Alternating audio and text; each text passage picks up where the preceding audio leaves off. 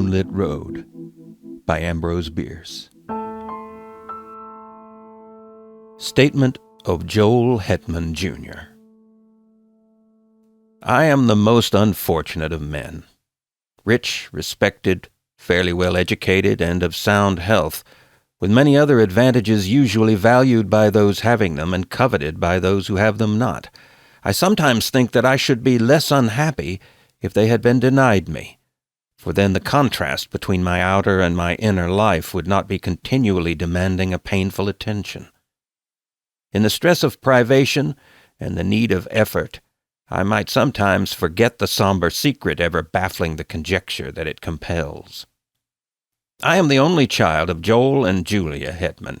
The one was a well-to-do country gentleman, the other a beautiful and accomplished woman, to whom he was passionately attached, with what I now know to have been a jealous and exacting devotion. The family home was a few miles from Nashville, Tennessee, a large, irregularly built dwelling of no particular order of architecture, a little way off the road, in a park of trees and shrubbery. At the time of which I write, I was 19 years old, a student at Yale. One day I received a telegram from my father of such urgency that in compliance with its unexplained demand, I left at once for home. At the railway station in Nashville, a distant relative awaited me to apprise me of the reason for my recall. My mother had been barbarously murdered. Why and by whom, none could conjecture, but the circumstances were these. My father had gone to Nashville, intending to return the next afternoon. Something prevented his accomplishing the business in hand, so he returned on the same night, arriving just before the dawn. In his testimony before the coroner, he explained that having no latchkey, and not caring to disturb the sleeping servants, he had, with no clearly defined intention, gone round to the rear of the house. As he turned an angle of the building, he heard a sound as of a door gently closed, and saw in the darkness indistinctly the figure of a man, which instantly disappeared among the trees of the lawn. A hasty pursuit and brief search of the grounds, in the belief that the trespasser was someone secretly visiting a servant, proving fruitless, he entered at the unlocked door and mounted the stairs to my mother's chamber. Its door was open, and stepping into black darkness, he fell headlong over some heavy object on the floor. I may spare myself the details. It was my poor mother, dead of strangulation by human hands. Nothing had been taken from the house. The servants had heard no sound, and excepting those terrible finger marks upon the dead woman's throat, dear God, that I might forget them, no trace of the assassin was ever found. I gave up my studies and remained with my father, who naturally was greatly changed. Always of a sedate, taciturn disposition, he now fell into so deep a dejection that nothing could hold his attention. Yet anything, a footfall, the sudden closing of a door, aroused in him a fitful interest. One might have called it an apprehension. At any small surprise of the senses, he would start visibly, and sometimes turn pale, then relapse into a melancholy apathy deeper than before. I suppose he was what is called a nervous wreck. As to me, I was younger then than now. There is much in that. Youth is Gilead, in which is balm for every wound. Ah, that I might again dwell in that enchanted land. Unacquainted with grief, I knew not how to appraise my bereavement. I could not rightly estimate the strength of the stroke.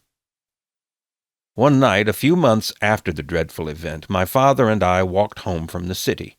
The full moon was about 3 hours above the eastern horizon. The entire countryside had the solemn stillness of a summer night. Our footfalls and the ceaseless song of the katydids were the only sound aloof. Black shadows of bordering trees lay athwart the road, which in the short reaches between gleamed a ghostly white. As we approached the gate to our dwelling, whose front was in shadow, and in which no light shone, my father suddenly stopped and clutched my arm, saying, hardly above his breath, God, what is that?" "I hear nothing," I replied. "But see, he said, pointing along the road directly ahead. I said, "Nothing is there. Come, Father, let us go in. You are ill." He had released my arm and was standing rigid and motionless in the center of the illuminated roadway, staring like one bereft of sense. His face in the moonlight showed a pallor and fixity inexpressibly distressing. I pulled gently at his sleeve, but he had forgotten my existence. Presently he began to retire backward, step by step, never for an instant removing his eyes from what he saw or thought he saw. I turned half round to follow, but stood irresolute. I do not recall any feeling of fear, unless a sudden chill was its physical manifestation. It seemed as if an icy wind had touched my face and enfolded my body from head to foot. I could feel the stir of it in my hair. At that moment, my attention was drawn to a light that suddenly streamed from an upper window of the house. One of the servants, awakened by what mysterious premonition of evil who can say, and in obedience to an impulse that she was never able to name, had lit a lamp. When I turned to look for my father, he was gone. And in all the years that have passed, no whisper of fate has come across the borderland of conjecture from the realm of the unknown. 2. Statement of Caspar Grattan. Today I am said to live. Tomorrow here in this room will lie a senseless shape of clay that all too long was I. If anyone lift the cloth from the face of that unpleasant thing, it will be in gratification of a mere morbid curiosity. Some doubtless will go further and inquire who was he. In this writing I supply the only answer that I am able to make. Caspar Grattan. Surely that should be enough. The name has served my small need for more than 20 years of a life of unknown length. True, I gave it to myself, but lacking another, I had the right. In this world one must have a name. It prevents confusion, even when it does not establish identity.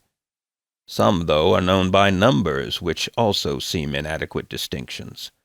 One day, for illustration, I was passing along a street of a city far from here, when I met 2 men in uniform, one of whom, half pausing and looking curiously into my face, said to his companion, "That man looks like 767. Something in the number seemed familiar and horrible. Moved by an uncontrollable impulse, I sprang into a side street and ran until I fell exhausted in a country lane. I have never forgotten that number, and always it comes to memory attended by gibbering obscenity, peals of joyless laughter, the clang of iron doors. So I say a name, even if self-bestowed, is better than a number. In the register of the potter's field, I shall soon have both. What wealth! Of him who shall find this paper I must beg a little consideration. It is not the history of my life. The knowledge to write that is denied me. This is only a record of broken and apparently unrelated memories, some of them as distinct and sequent as brilliant beads upon a thread, others remote and strange, having the character of crimson dreams, with interspaces blank and black, witch fires glowing still and red in a great desolation. Standing upon the shore of eternity, I turn for a last look landward over the course by which I came. There are 20 years of footprints, fairly distinct, the impressions of bleeding feet. They lead through poverty and pain, devious and unsure as of one staggering beneath a burden. Remote, unfriended, melancholy, slow. Ah, the poet's prophecy of me! How admirable, how dreadfully admirable! Backward beyond the beginning of this Via Dolorosa, this epic of suffering with episodes of sin, I see nothing clearly. It comes out of a cloud. I know that it spans only 20 years, yet I am an old man. One does not remember one's birth, one has to be told, but with me it was different. Life came to me full-handed and dowered me with all my faculties and powers. Of a previous existence I know no more than others, for all have stammering intimations that may be memories and may be dreams. I know only that my first consciousness was of maturity in body and mind, a consciousness accepted without surprise or conjecture. I merely found myself walking in a forest, half-clad, footsore, unutterably weary and hungry. Seeing a farmhouse, I approached and asked for food, which was given me by one who inquired my name. I did not know, yet knew that all had names. Greatly embarrassed, I retreated, and night coming on, lay down in the forest and slept. The next day I encountered a large town which I shall not name, nor shall I recount further incidents of the life that is now to end. A life of wandering, always and everywhere haunted by an overmastering sense of crime in punishment of wrong and of terror in punishment of crime. Let me see if I can reduce it to narrative. I seem once to have lived near a great city, a prosperous planter married to a woman whom I loved and distrusted. We had, it sometimes seems, one child, a youth of brilliant parts and promise. He is at all times a vague figure, never clearly drawn, frequently altogether out of the picture. One luckless evening it occurred to me to test my wife's fidelity in a vulgar, commonplace way familiar to everyone who has acquaintance with the literature of fact and fiction. I went to the city, telling my wife that I should be absent until the following afternoon, but I returned before daybreak, and went to the rear of the house, purposing to enter by a door with which I had secretly so tampered that it would seem to lock, yet not actually fasten. As I approached it, I heard it gently open and close, and saw a man steal away into the darkness. With murder in my heart, I sprang after him, but he had vanished without even the bad luck of identification. Sometimes now, I cannot even persuade myself that it was a human being. Crazed with jealousy and rage, blind and bestial with all the elemental passions of insulted manhood, I entered the house and sprang up the stairs to the door of my wife's chamber. It was closed, but having tampered with its lock also, I easily entered, and despite the black darkness, soon stood by the side of her bed. My groping hands told me that although disarranged, it was unoccupied. She is below, I thought, and terrified by my entrance, has evaded me in the darkness of the hall. With the purpose of seeking her, I turned to leave the room, but took a wrong direction, the right one. My foot struck her, cowering in a corner of the room. Instantly, my hands were at her throat, stifling a shriek. My knees were upon her struggling body, and there in the darkness, without a word of accusation or reproach, I strangled her till she died. There ends the dream. I have related it in the past tense, but the present would be the fitter form, for again and again the somber tragedy reenacts itself in my consciousness. Over and over I lay the plan, I suffer the confirmation, I redress the wrong. Then all is blank, and afterward the rains beat against the grimy window-panes, or the snows fall upon my scant attire. The wheels rattle in the squalid streets where my life lies in poverty and mean employment. If there is ever sunshine, I do not recall it. If there are birds, they do not sing. There is another dream, another vision of the night. I stand among the shadows in a moonlit road. I am aware of another presence, but whose I cannot rightly determine. In the shadow of a great dwelling I catch the gleam of white garments, then the figure of a woman confronts me in the road, my murdered wife. There is death in the face, there are marks upon the throat. The eyes are fixed on mine with an infinite gravity which is not reproach, nor hate, nor menace, nor anything less terrible than recognition. Before this awful apparition I retreat in terror, a terror that is upon me as I write. I can no longer rightly shape the words. See, Now I am calm. But truly there is no more to tell. The incident ends where it began, in darkness and in doubt. Yes, I am again in control of myself, the captain of my soul. But that is not respite. It is another stage and phase of expiation. My penance, constant in degree, is mutable in kind. One of its variants is tranquility. After all, it is only a life sentence. To hell, for life. That is a foolish penalty. The culprit chooses the duration of his punishment. Today, my term expires. To each and all, the peace that was not mine. 3. Statement of the late Julia Hetman, through the medium Bierce. I had retired early and fallen almost immediately into a peaceful sleep, from which I awoke with the indefinable sense of peril, which is, I think, a common experience in that other earlier life. Of its unmeaning character, too, I was entirely persuaded, yet that did not banish it. My husband, Joel Hetman, was away from home. The servants slept in another part of the house. But these were familiar conditions. They had never before distressed me. Nevertheless, the strange terror grew so insupportable that, conquering my reluctance to move, I sat up and lit the lamp at my bedside. Contrary to my expectation, this gave me no relief. The light seemed rather an added danger, for I reflected that it would shine out under the door, disclosing my presence to whatever evil thing might lurk outside. You that are still in the flesh, subject to horrors of the imagination, think what a monstrous fear that must be which seeks in darkness security from malevolent existences of the night.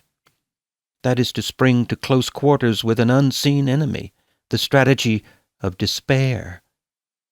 Extinguishing the lamp, I pulled the bedclothing about my head and lay trembling and silent, unable to shriek, forgetful to pray. In this pitiable state I must have lain for what you call hours. With us there are no hours. There is no time. At last it came, a soft, irregular sound of footfalls on the stairs. They were slow, hesitant, uncertain, as of something that did not see its way. To my disordered reason, all the more terrifying for that, as the approach of some blind and mindless malevolence to which is no appeal. I even thought that I must have left the hall lamp burning, and the groping of this creature proved it a monster of the night. This was foolish and inconsistent with my previous dread of the light. But what would you have? Fear has no brains. It is an idiot. The dismal witness that it bears and the cowardly counsel that it whispers are unrelated. We know this well, we who have passed into the realm of terror, who skulk in eternal dusk among the scenes of our former lives, invisible even to ourselves and one another, yet hiding, forlorn, in lonely places, yearning for speech with our loved ones, yet dumb and as fearful of them as they of us. Sometimes the disability is removed, the law suspended. By the deathless power of love or hate, we break the spell. We are seen by those whom we would warn, console, or punish. What form we seem to them to bear we know not. We know only that we terrify even those whom we most wish to comfort, and from whom we most crave tenderness and sympathy. Forgive, I pray you, this inconsequent digression by what was once a woman.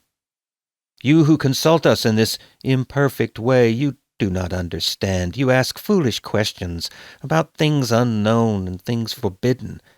Much that we know and could impart in our speech is meaningless in yours. We must communicate with you through a stammering intelligence in that small fraction of our language that you yourselves can speak. You think that we are of another world. No, we have knowledge of no world but yours, though for us it holds no sunlight, no warmth, no music, no laughter, no song of birds, nor any companionship. Oh God, what a thing it is to be a ghost, cowering and shivering in an altered world, a prey to apprehension and despair. No, I did not die of fright. The thing turned and went away. I heard it go down the stairs, hurriedly, I thought, as if itself in sudden fear. Then I rose to call for help. Hardly had my shaking hand found the doorknob when, merciful heaven, I heard it returning. Its footfalls as it remounted the stairs were rapid, heavy, and loud. They shook the house. I fled to an angle of the wall and crouched upon the floor. I tried to pray. I tried to call the name of my dear husband. Then I heard the door thrown open.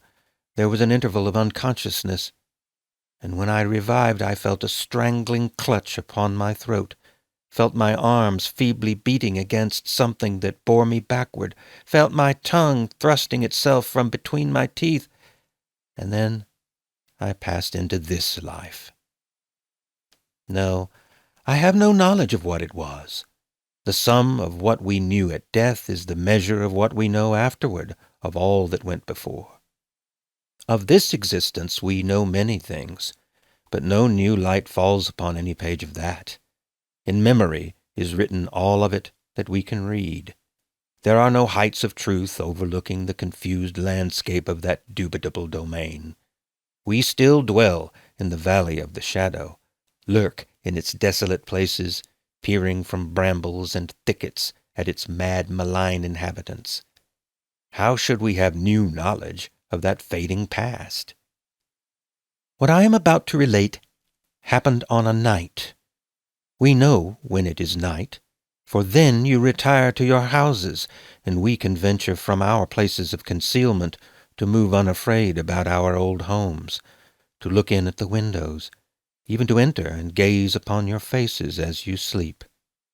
I had lingered long near the dwelling where I had been so cruelly changed to what I am, as we do, while any that we love or hate remain. Vainly I had sought some method of manifestation, some way to make my continued existence and my great love and poignant pity understood by my husband and son. Always, if they slept, they would wake, or if in my desperation I dared approach them when they were awake, would turn toward me the terrible eyes of the living, frightening me by the glances that I sought from the purpose that I held. On this night I had searched for them without success, fearing to find them. They were nowhere in the house, nor about the moonlit lawn.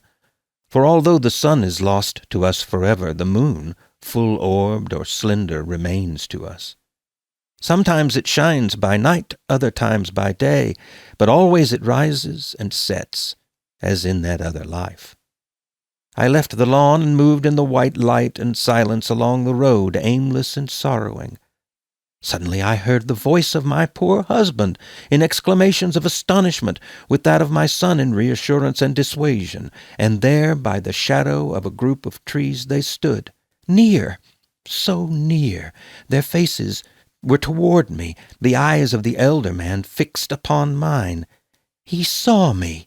At last he saw me. In the consciousness of that my terror fled as a cruel dream. The death spell was broken. Love had conquered law. Mad with exultation, I shouted. I must have shouted. He sees!